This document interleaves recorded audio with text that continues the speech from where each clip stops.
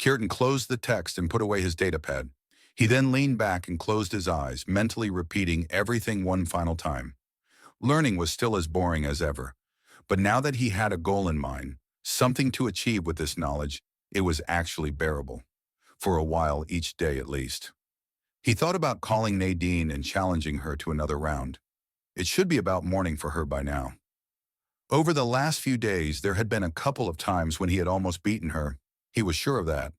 Then again, she seemed kind of distracted during these rounds. Was something going on over there? Being tied to this bed sucked. Just then, his datapad beeped. Surprised, he saw that Nadine was calling and quickly accepted. The alien girl's face came into view, and yet she looked different today. The white on which the blue gemstones, that were her eyes, were usually bedded, now had a reddish hue with thin, red, branch-like lines running through it. At the same time, her skin seemed to have lost some of its hue. "Morning. Do you have time right now?" "Hello," he greeted her back. "Sure, I was just wondering if you're awake already." "Actually," she began. Her voice also sounded a bit different.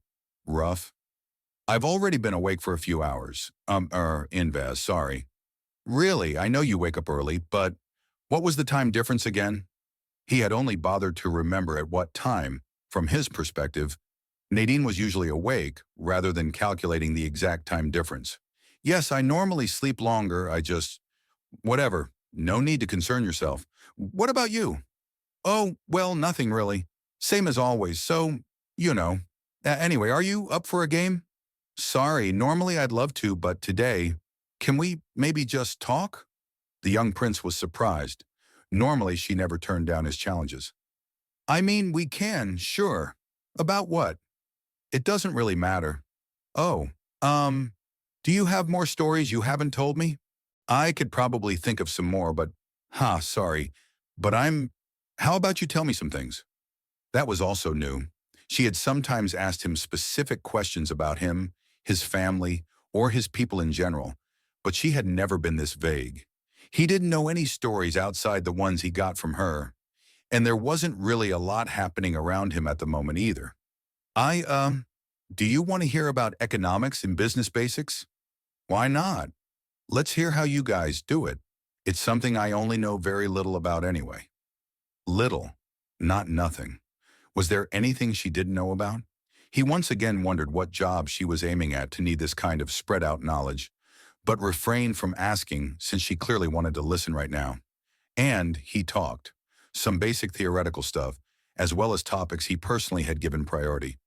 Not that he had told his tutors why exactly founding and leading a company was important for him. They probably assumed something befitting his status, but he didn't plan on correcting them. He noticed that talking with Nadine about topics somehow made it easier for himself to understand it compared to hearing it from the teacher or reading about it. Maybe he should do this more often. Time passed rather quickly, and soon the human had to end the call, thanking him profoundly even though he wasn't sure for what. 90th day after my arrival. Dear Diary, I have never written down any of the dreams I have had, but the one from last night refuses to leave my mind. I can't clearly recall how it began, or where I was, or what I was doing. The first thing I can still remember is that I felt the filling in my right back tooth break, pretty much the same thing that happened 2 years ago during the sleepover with Merv. I was at first only annoyed about it, thinking that I would need to tell Papa about it and make a dentist appointment. I remember feeling the loose piece with my tongue. I tried to get it out of my mouth but couldn't. In retrospect, I'm not sure if I opened my mouth. Well, dreams.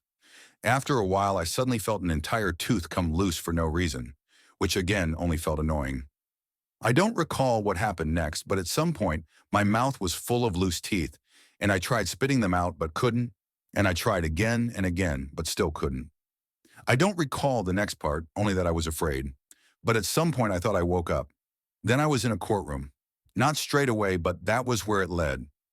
I don't remember if it was because of Kieran or the executed noble, but I was blamed for it. They then brought me before a crowd. The crowd was all humans for some reason. The only Vannery were the ones from the trial. They had set up medieval gallows for me, still. With the expedition on the way, things had calmed down a bit. They had picked fast ships, but even then, It would take a while for the first report to come in.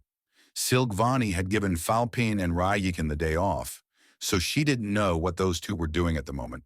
For the princess, though, there was still a lot to do regardless. The next item on the list was Nadine's award ceremony, scheduled to happen tomorrow. Nadine, her thoughts quickly returned to the small alien. The two of them had barely spoken in the last couple of days. But as difficult as the situation was, it was far too late to reschedule. She wanted it to be a joyous occasion, and maybe it still would be, but uncertainty made her tense. "Your Highness?" Mita pulled her back into reality. "You have a call from Hawa Industries. Put them through." The call was linked and soon appeared on her datapad. "My greetings, Your Highness. To you as well, Lord Hawa. My thanks. You wanted me to call you once we were done with your commission. It was close, but we were able to finish it in time. That is good to hear. Thank you for accepting on such short notice. I would like to see it in person so you can go and install it. Would that be possible? Of course, I will clear my schedule for today. I will await your visit, Your Highness." On the following day, countless shuttles could be seen in the sky of Kalhanar, each belonging to a different noble clan. Under normal circumstances, it was expected that about 70% of the invited clans would send somebody, usually someone, further down the succession line. On a day-to-day basis, Homie's nobility was mainly concerned with internal affairs. After all, external contact happened primarily through the royal family. As such, ceremonies involving foreign guests were generally seen as a formality that didn't warrant clan leaders to get involved. A cousin or third child was more than enough. Exceptions were cases when the clan in question actually wanted something from the species in question, maybe a specific product or an increased import of certain material. In such instances, ceremonies like these were a rare opportunity to flatter the ambassador in hopes of increasing the chance of meeting them personally, something that was otherwise rarely successful for anyone below the rank of a duke.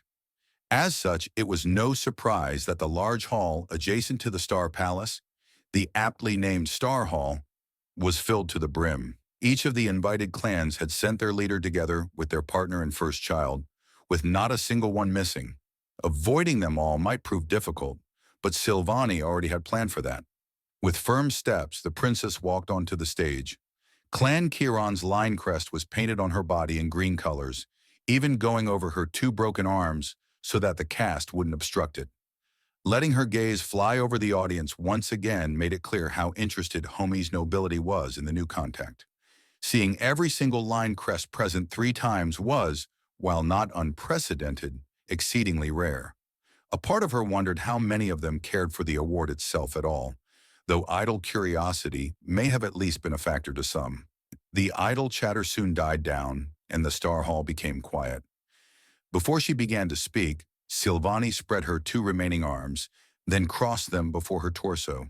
The pose was a bit improvised, but that was her only option with just 2 arms usable. Her inner turmoil was irrelevant right now. She needed to be professional. "Today," she addressed the audience, "is a day of celebration, a day which I can only experience thanks to the actions of a special individual and to whose honor we have assembled today." Repeatedly, she did our world a great service, motivated by nothing other than to do what is right. For that I welcome in our middle, from the species of the humans, Lady Nadine Valentina Esmeralda Anastasia von Klodt of House Heidenfeld. As Nadine took center stage, all Veneri in the audience went through the same motion, spreading their lower arms while crossing their other, followed by a half-step back. It was how the pose was actually meant to look like, with a complete set of limbs. The small alien donned a special outfit, far more complex than what she usually wore. A silvery tabard ishkunane, as she had called it, made to work together with her white protective suit, rather than just going over it. Its edges were decorated with different patterns, small as to not draw too much attention, but still very intricate. Additionally, black accents were placed on her arms reminiscent of the ornamental wrappings popular among Veneri nobility. And in the center sat large the crest of Nadine's family, her people's version of a line crest. It was rather obvious that it drew a lot of attention, clearly making the nobles speculate. Finally, her hair wasn't open like usual, instead tied back with a black ribbon. Lady Nadine, Silvani continued, the great service you have done to our home, and to me personally, cannot possibly be overstated. And while you were never driven by the desire for a reward, both our laws and our traditions demand apt reimbursement. I hereby grant you the title of an honorary countess. A plot of land and estate of befitting size shall be given to you, as well as a ship of our own making. May these symbolize the eternal gratitude of Homi. After a short pause, she turned back to the audience. As it is human tradition, the gifts shall be given in person, which we will do post-haste once the ceremony has concluded.